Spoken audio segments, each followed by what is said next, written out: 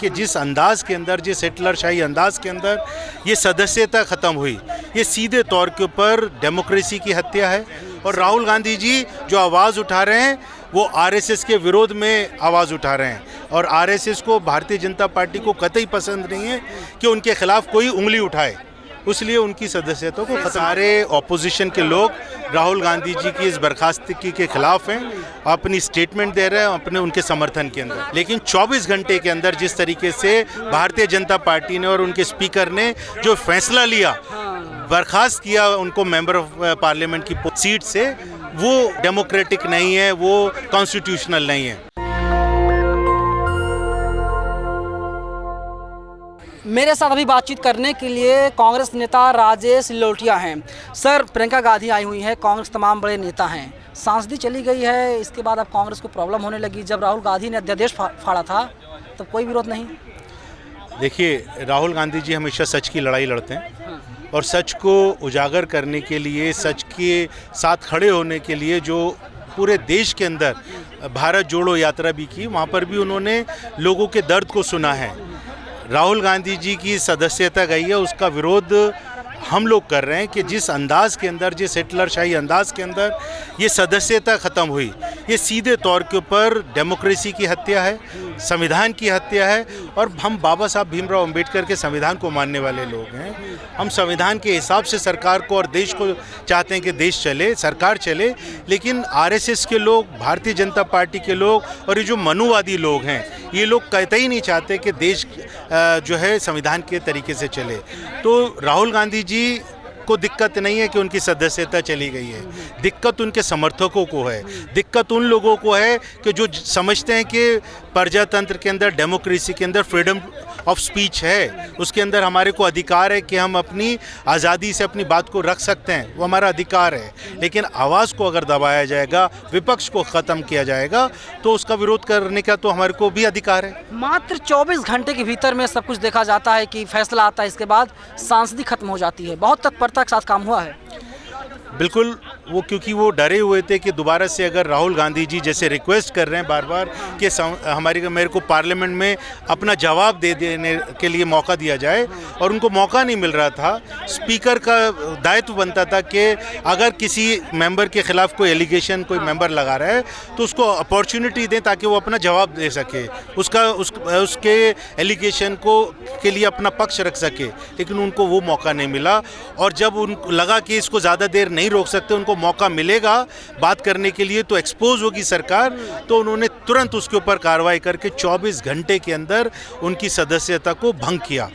ये बड़ा दुख का विषय है। लेकिन सर, जनता ये जानना चाहती है कि देखिए किस तरीके से राहुल गांधी अडानी बोलते रहे, और इसके बाद में महंगाई, भूख, भय, भ्रष्टाचार पर राहुल गांधी पूरी तरीके से खामोश थे, कुछ भी नहीं बोल पा रहे थे इस पर। आपको गलतफहमी है। आपको बताना चाहता हूँ, भ्रष्टाचार के मामले में, बेरोजगारी का मुद्दा ही राहुल गांधी जी ने उठाया। अडानी कलाम सर, राहुल गांधी जी ने जो अग्निवीर योजना आई उसका विरोध किया।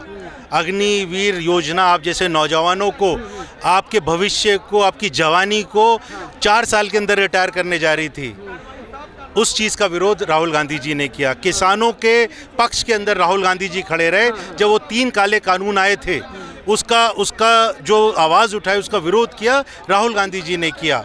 महिलाओं के ऊपर अगर उत्पीड़न होता है, चाहे वो हाथरस की बेटी हो, चाहे वो दिल्ली कैंट की बेटी हो, अगर कभी किसी दलित के ऊपर अत्याचार हुआ, महिला के ऊपर अत्याचार हुआ, तो राहुल गांधी जी ने उसकी आवाज़ उठाई। तो राहुल गांधी जी हर मुद्दे के ऊपर, चाइना देश के अंदर, सरहद के अंदर घुस गया, किसने आवाज़ उठाई? राहुल गांधी जी ने। देश में महंगाई बढ़ी, कौन आवाज़ उठा रहे? राहुल गांधी जी। तो राहुल गांधी जी एक दमदार आवाज़ हैं, और राहुल गांधी जी जो आवाज़ उठा रहे हैं वो आरएसएस के विरोध में आवाज़ उठा रहे हैं, और आरएसएस को, भारतीय जनता पार्टी को कतई पसंद नहीं है कि उनके खिलाफ कोई उंगली उठाए, इसलिए उनकी सदस्यता को ख़त्म किया। आप लोग कहते हैं कि बीजेपी जो है मनुवादी पार्टी है, और ये राहुल गांधी जी की तस्वीर है, ये तिलक लगाए हुए हैं। आप एक मिनट, मतलब उसका मतलब तिलक अगर लगाने का मतलब ये नहीं है कि आप दलित हो सकते हैं, आप बुद्धिस्ट हो सकते हैं, कोई भी लगा सकता है, कोई भी लगा सकता है। सवाल ये है कि हम जो हैं SC ST OBC माइनॉरिटी को सबके लिए, उनके लिए प्लान है हमारे दिमाग में, उनके ऊपर हम कोई अत्याचार नहीं होने देते। आप मनुवादी की बात कर रहे हैं, मनुवाद एक अलग सब्जेक्ट है। मनुवादी तिलक सिर्फ नहीं लगाते, उनकी सोच, उनकी विचारधारा के अंदर जहर है। सर आप SC ST OBC की बात कर रहे हैं, यानी बहुजन की बात कर रहे हैं, तो फिर मोदी जी खुद तो क्लेम करते हैं वे बहुजन है, OBC हैं। देखिए वो पैसे वालों के OBC हैं, और OBC मेहुल चौकसी नहीं है, नीरव मोदी नहीं है, ये लोग बिजनेसमैन हैं। और हमने सिर्फ उनके करप्शन की बात को उजागर किया था, ना कि उनकी कम्युनिटी को किया था। सर ये जो बाबा साहब तस्वीर है, राहुल गांधी जी खड़गे साहब हैं, अब राहुल गांधी के पास दो ही ऑप्शन है, बाबा साहब और खड़गे साहब। नहीं, देखिए हम लोग बाबा साहब को मानने वाले लोग हैं। मल्लिकार्जुन खड़गे जी सबसे ऊंचे पद पे कांग्रेस पार्टी के यहाँ पर विराजमान हैं, अध्यक्ष हैं, और इस बात से साफ जाहिर होता है कि कांग्रेस पार्टी किस तरीके से हर वर्ग को मौका देती है कि वो उच्च से उच्च स्थान के ऊपर जा सके, उसके ऊपर काम कर सके। जिस तरीके से आप लोग सर पूरे देश में आंदोलन कर रहे हैं, तो क्या इससे क्या माना जाए 24 में सत्ता बदल जाएगी? देखिए वो तो लोगों का फैसला है, और जो मैंडेट मिलेगा लोगों की तरफ से उसको हम सर माथे पे रखेंगे। लेकिन अपोजिशन जो है एक मंच पर नहीं आ पा रहा है। 14 में नरेंद्र मोदी जी प्रधानमंत्री बने थे, 9 साल हो गए। सारे ऑपोजिशन के लोग राहुल गांधी जी की इस बर्खास्तगी के खिलाफ हैं, अपनी स्टेटमेंट दे रहे हैं अपने उनके समर्थन के अंदर। आखिरी सवाल है, न्यायालय का फैसला है।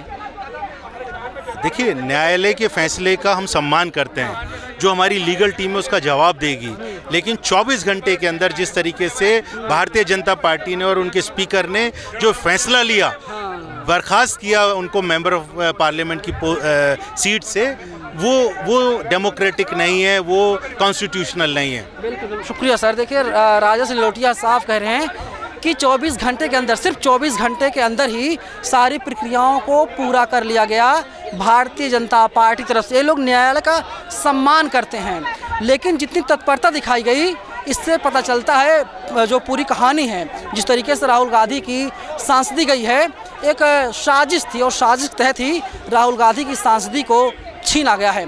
आपको क्या लगता है? कमेंट बॉक्स खुला हुआ है, हमें आप लोग जरूर बताइएगा। कैमरा पर्सन आशीष के साथ मैं नवीन कुमार नंदन, नेशनल दस्तक राजघाट, दिल्ली। नेशनल दस्तक की आपसे गुजारिश है कि अगर इसको बचाना चाहते हैं तो नेशनल दस्तक को सब्सक्राइब करने के लिए रेड कलर के सब्सक्राइब बटन को दबाएं, फिर बेल आइकन की घंटी दबाएं। नेशनल दस्तक को बचाने के लिए बहुत जरूरी है कि हर खबर को शेयर करें, लाइक करें, कमेंट जरूर करें।